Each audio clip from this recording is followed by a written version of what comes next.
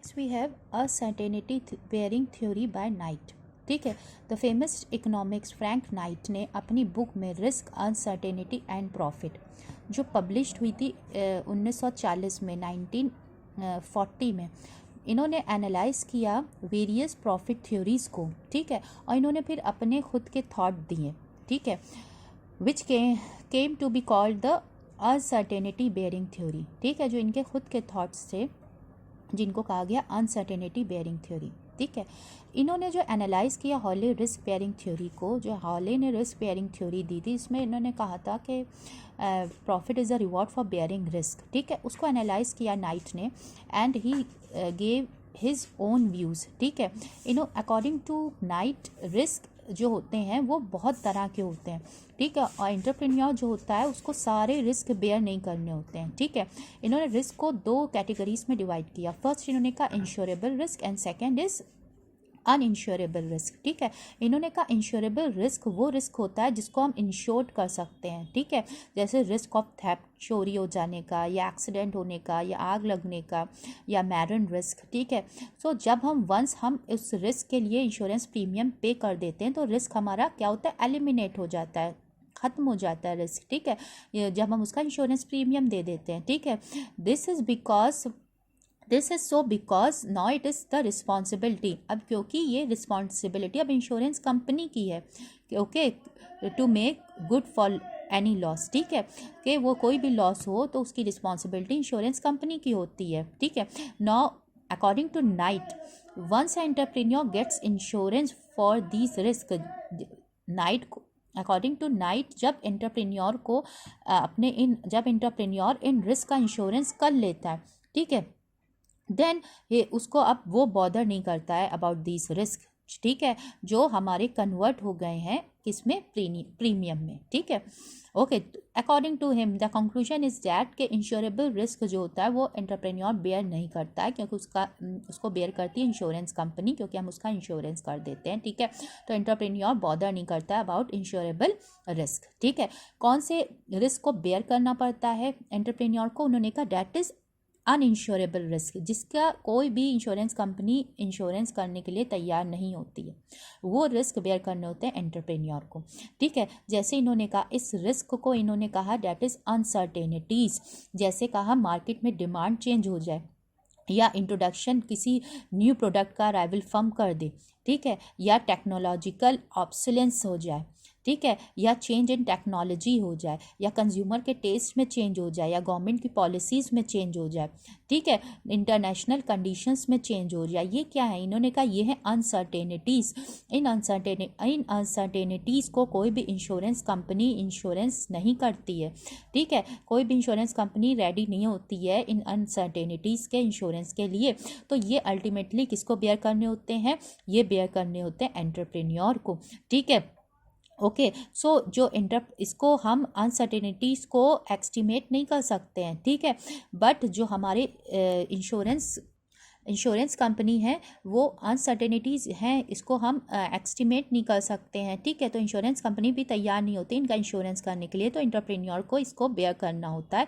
And ultimately इन्होंने कहा entrepreneur इन uncertainties को बेयर करता है, and profit is a reward for bearing this uncertainty, और प्रॉफिट रिवॉर्ड है इन अनसर्टेनिटीज़ को बेयर करने का।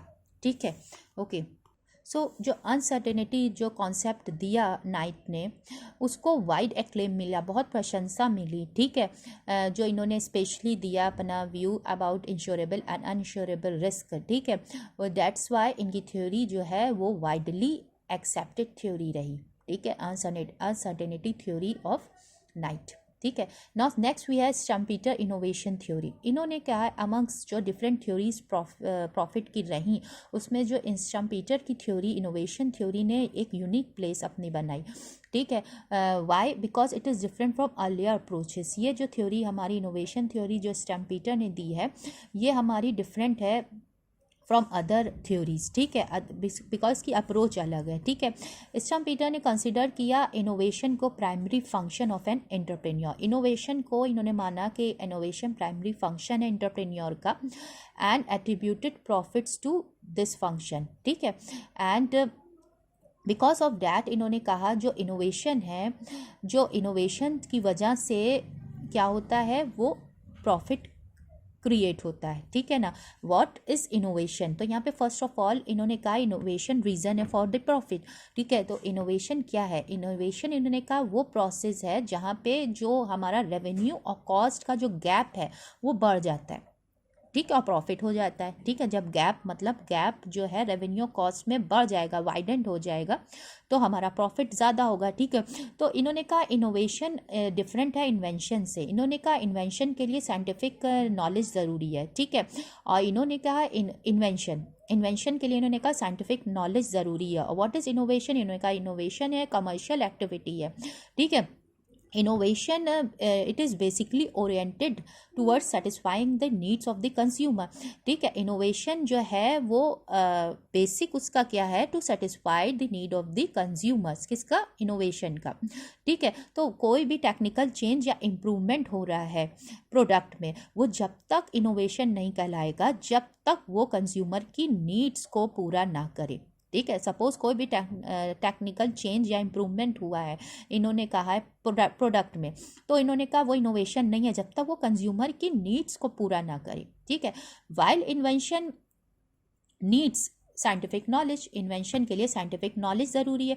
इनोवेशन के लिए क्या ज़रूरी है, इनोवेशन के लिए उन्होंने कहा कॉमन सेंस ज़रूरी है, ठीक है, okay, and deep sense of observation, ठीक है। तो अकॉर्डिंग टू स्टम्पीटर इनोवेशन दो तरह के हो सकते हैं। एक इन्होंने कहा जो हमारी डिमांड को बढ़ाए, दूसरा इन्होंने कहा जो हमारी कॉस्ट को रिड्यूस करे, ठीक है। अगर डिमांड बढ़ रही है तो इससे भी प्रॉफिट इंक्रीज होगा, या दूसरा तरीका है हम कॉस्ट को रिड्यूस कर दें, ठीक है, ओके। तो फर्स्ट कैटेगरी जो इनोवेशन की है, जो हमारी स्टिमुलेट करती है डिमांड को, ठीक है, जो डिमांड को इंक्रीज करती है, ठीक है, कैसे करती है, या न्यू कंज्यूमर इंक्रीज हो, मतलब न्यू कंज्यूमर क्रिएट हो, या जो हमारे एग्जिस्टिंग कंज्यूमर्स हैं उनकी डिमांड बढ़ जाए, ठीक है, जो पहले से कंज्यूमर है उनकी डिमांड बढ़ जाए, या हमारे न्यू कंज्यूमर्स आ जाएं प्रोडक्ट के, ठीक है। ये कैसे होगा, this can be brought about, ये कैसे होगा, जब हम चेंज ऑफ नेम करें, प्रोडक्ट का नाम बदल दें या शेप बदल दें, उसका कलर, डिज़ाइनिंग, पैकेजिंग, एडवर्टाइजिंग, ठीक है। Now by this method demand is stimulated, इस मेथड से डिमांड क्या होगी, प्रोडक्ट की इंक्रीज होगी, ठीक है। तो इसको इन्होंने कहा ये हमारा innovation first category of innovation है, that is which stimulate the demand, ठीक है।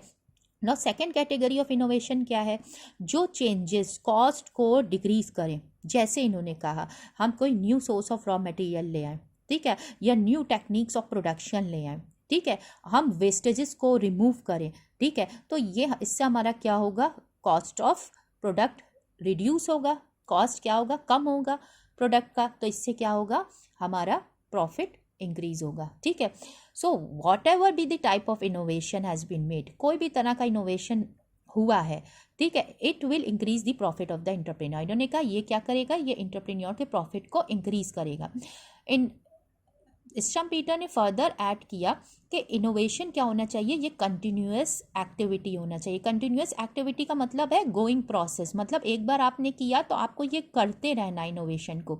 रीज़न क्या है, सपोज आपने इनोवेशन किया, आफ्टर सम टाइम आपके कॉम्पिटिटर ने भी इनोवेशन करके प्रोडक्ट को, हमारे एक नए प्रोडक्ट को लॉन्च कर दिया, ठीक है, ओके। नाउ इससे क्या होगा, आपके जो प्रोडक्ट की यूनिकनेस है, स्पेशलिटी है आपके प्रोडक्ट की, वो क्या होगी, लॉस्ट हो जाएगी, और प्रॉफिट क्या होने लगेगा, डिक्लाइन करने लगा। क्यों, क्योंकि आपके कॉम्पिटिटर ने भी उससे अच्छा या वैसे ही कोई सिमिलर प्रोडक्ट लॉन्च कर दिया, डेट्स वाई। तो इन सर्कमस्टांसिस के वजह से, अंडर दीज सर्कमस्टांसिस, स्टम्पीटर ने यहाँ पे कहा कि एंटरप्रेन्योर को, जो अगर चाहता है एंटरप्रेन्योर कि उसको कंटिन्यूस प्रॉफिट हो, तो उसको इनोवेशन भी कंटिन्यूस बेसिस पे करना होगा, okay, okay. Next we have functions of profit, okay, okay. So what are the functions of profit, हम एशियन टाइम से देखें टू मॉडर्न टाइम्स, ठीक है, हम देखें प्राचीन काल से देखें कि बहुत सारे क्वेश्चन अराइज हुए हैं about the justification of profit, के क्या प्रॉफिट होना चाहिए या नहीं। समटाइम्स इसको कंसिडर किया गया सही, कि हाँ सही है और ज़रूरी है, ठीक है। समटाइम्स इसको माना गया कि अनजस्टिफाइड, के ज़रूरी नहीं है, ये रॉन्ग है प्रॉफिट होना, ठीक है। सो हम अगर सोशलिज्म एंड कम्युनिज्म में देखें तो ये हमारा माना गया, it is not considered merely unnecessary, इसको अननेसेसरी नहीं माना गया, बट इसको माना गया अनजस्टिफाइड, ठीक है। बट अकॉर्डिंग टू कम्युनिज्म, हम कम्युनिस्ट कंट्रीज़ में देखें, ठीक है, यहाँ पे माना गया पहले कि प्रॉफिट अराइज होता है वर्कर को एक्सप्लॉइट करके, ठीक है। So that's why in a just communist system में there was no place for profit, ठीक है। कम्युनिस्ट सिस्टम में प्रॉफिट की कोई जगह नहीं थी, कोई जगह नहीं थी। लेकिन बाद में लेटर ऑन कम्युनिस्ट कंट्री ने भी ये रियलाइज किया कि कोई भी फर्म या कोई भी कंपनी, इवन गवर्नमेंट कंपनीज जो है वो सर्वाइव नहीं कर सकती for long time without profit, ठीक है। सो as against this in a capitalist countries profit have always been considered as essential। तो अब जो हमारा लेटर ऑन जो कैपिटलिस्ट कंट्रीज़ हैं उन्होंने भी माना कि प्रॉफिट एसेंशियल है, not only for the firm, सिर्फ फर्म के लिए नहीं but for the economy as a whole, पूरी इकनॉमी के लिए, ठीक है। तो बिगेस्ट जस्टिफिकेशन फॉर प्रॉफिट, जो बिगेस्ट जस्टिफिकेशन ऑफ प्रॉफिट का कि वो अराइज हुआ है फ्रॉम द वेरियस फंक्शंस जो हुए हैं परफॉर्म बाय इट, ठीक है। Now in the absence of these activities, जो अब हम देखेंगे in the absence of profit, in the absence of profit, ठीक है, प्रॉफिट के एब्सेंस में all this activity will comes to a standstill, ठीक है। ना हम देखें क्या एक्टिविटीज़ हैं। तो फर्स्ट जो फंक्शन है प्रॉफिट का, ये क्या करता है, ये मोटिवेट करता है एंटरप्रेन्योर को रिस्क बेयर करने के लिए, ठीक है। ये कैपेबल बनाता है एंटरप्रेन्योर को कि वो रिस्क को बेयर करे, ठीक है। अगर फर्म जो है वो रिसीव कर रही है कंटिन्यूस प्रॉफिट, ठीक है, तो ये समटाइम्स लॉसेस को भी बेयर कर सकती है, ठीक है। बट अगर फर्म को सिर्फ लॉसेस हो रहे हैं तो क्या होगा कि फर्म क्या हो जाएगी, क्लोज डाउन हो जाएगी, बंद हो जाएगी। तो इट क्रिएट्स अ मोटिवेशन किसमें, एंटरप्रेन्योर में, to bear risk, who, profit, okay. Next profit हमारा एफिशिएंसी को मेजर करता है, प्रोडक्टिविटी को मेजर करता है, ठीक है। जिस कंपनी में या जिस फर्म में प्रॉफिट ज़्यादा हो रहा है हम उसको कहेंगे वो ज़्यादा एफिशिएंट है एज़ कम्पेयर टू अदर जो जिसमें प्रॉफिट कम हो रहा है या लॉस हो रहा है। तो लॉस मेकिंग फर्म को ऑलवेज माना जाता है कि वो इनएफिशिएंट फर्म है, ठीक है। Next also profit not only motivate an entrepreneur for innovation, profit जो है वो एंटरप्रेन्योर को सिर्फ मोटिवेट नहीं करता इनोवेशन के लिए, वो प्रॉफिट रिसोर्सेज भी प्रोवाइड करता है फॉर इनोवेशन, ठीक है। प्रॉफिट अगर नहीं होगा, जो प्रोग्राम अगर प्रॉफिट नहीं है तो प्रोग्राम हमारे जो टेक्नोलॉजिकल इम्प्रूवमेंट के हैं या हमारे रिसोर्सेज हमारे कहाँ से आएंगे, रिसर्च एंड डेवलपमेंट प्रोग्राम जो हैं वो नहीं हो पाएंगे, वो पॉसिबल नहीं होंगे, ठीक है। नेक्स्ट वी हैव प्रॉफिट हमारा फंड को अराइज करता है हम इन्वेस्टमेंट के लिए, ठीक है। प्रॉफिट फंड को प्रोवाइड करता है फॉर इन्वेस्टमेंट ऑल्सो, ठीक है। फॉर सपोज हमें कोई इन्वेस्टमेंट करना है, ठीक है, for expansion of a company, कोई एक्सपेंशन प्रोग्राम करना है, ठीक है। तो हमें उसमें के लिए क्या, हमें उसमें इन्वेस्टमेंट करना पड़ेगा, ठीक है। तो इन्वेस्टमेंट के लिए हमें फ़ंड चाहिए, तो हमें फ़ंड कहाँ से मिलेगा, प्रॉफिट होगा तभी हमें फ़ंड अवेलेबल होगा, ठीक है। तो कंपनीज क्या करती हैं, अपने प्रॉफिट का बहुत कम पार्ट जो होता है वो एज डिविडेंड डिस्ट्रीब्यूट करती हैं टू शेयर होल्डर्स, और मेजर पोर्शन उसको प्रॉफिट का मेजर पोर्शन होता है उसको रखती हैं अपने पास फॉर इन्वेस्टमेंट, ठीक है। तो profit provide funds for investment, ठीक है। अगर प्रॉफिट इंडस्ट्री में हाई हो रहा है, ठीक है, तो अदर फर्म्स जो हैं और कंपनीज जो हैं वो उस इंडस्ट्रीज से क्या हो जाती हैं, उस इंडस्ट्री की तरफ अट्रैक्ट होती हैं, ठीक है, ओके। नाउ प्रोडक्शन क्या होता है, उससे इंक्रीज़ होता है, ठीक है, और प्राइजेस क्या होते हैं, वो डिक्रीज़ होते हैं। जब प्रोडक्शन बढ़ेगा तो प्राइजेस क्या होते हैं, प्राइजेस रिड्यूस्ड हो जाते हैं, ठीक है। प्रोडक्शन क्या होता है, बढ़ता है, और प्राइजेस क्या हो जाते हैं, रिड्यूस्ड हो जाते हैं, ठीक है, क्योंकि अदर फर्म्स और कंपनीज भी उस इंडस्ट्री को ज्वाइन कर लेती हैं, ठीक है। सो हमारी जो कस्टमर्स की रिक्वायरमेंट होती है वो फुलफ़िल हो जाती हैं, क्यों, क्योंकि न्यू फर्म्स एंटर कर जाती हैं उस इंडस्ट्री में, ठीक है। So in this way the flow of resource जो हमारे होते हैं वो क्या होते हैं, वो डिज़ायर्ड डायरेक्शन की तरफ एंश्योर्ड हो जाते हैं, ठीक है। So like this we have next function, profit क्या है, profit are a big source of revenue for the government. Profit क्या है? Big source of revenue government के लिए। क्यों? क्योंकि प्रॉफिट अगर कंपनी को या फर्म को हो रहा है तो गवर्नमेंट उस पर हाई टैक्स लगाती है, ठीक है, और उस हाई टैक्स को, उस रेवेन्यू को यूज़ करती है फॉर पब्लिक पर्पस, ठीक है। सो अपार्ट फ्रॉम दिस, जो कंपनीज़ को प्रॉफिट होता है, जिन कंपनीज़ को प्रॉफिट होता है, उस प्रॉफिट का कुछ पार्ट वो कंपनीज चैरिटी के लिए भी यूज़ करते हैं and for social welfare programs also, जो हमारा किसको बेनिफिट करता है? पब्लिक्स को बेनिफिट करता है, ठीक है। इट मीन्स प्रॉफिट जो है कंपनीज़ का या फर्म्स का या इंडस्ट्रीज़ का प्रॉफिट जो है वो सोसाइटी के लिए भी बेनिफिशियल है, ठीक है। इस तरह से हम कह सकते हैं प्रॉफिट बहुत सारे फंक्शंस को, प्रॉफिट परफॉर्म्स मैनी फंक्शंस, ठीक है, जो हमारी इकनॉमी के लिए बहुत ज़्यादा ज़रूरी है। जो फेमस मैनेजमेंट एक्सपर्ट हैं पीटर ड्रकर ने प्रॉफिट को एसेंशियल माना from the social point of view. Society के पॉइंट ऑफ व्यू से भी इन्होंने प्रॉफिट को एसेंशियल माना, ठीक है।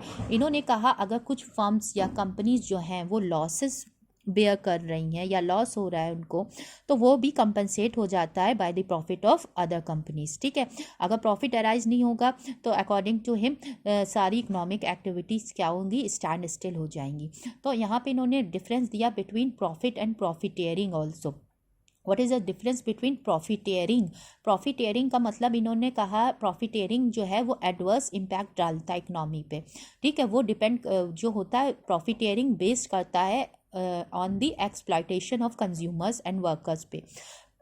प्रॉफिटेयरिंग का मतलब इन्होंने कहा है कि जो प्रॉफिटेयरिंग है वो एडवर्स इम्पैक्ट उसका होता है इकनॉमी पे, क्योंकि प्रॉफिटेयरिंग का मतलब है हम कस्टमर्स को या वर्कर को एक्सप्लॉइट करके प्रॉफिट को अर्न कर रहे हैं।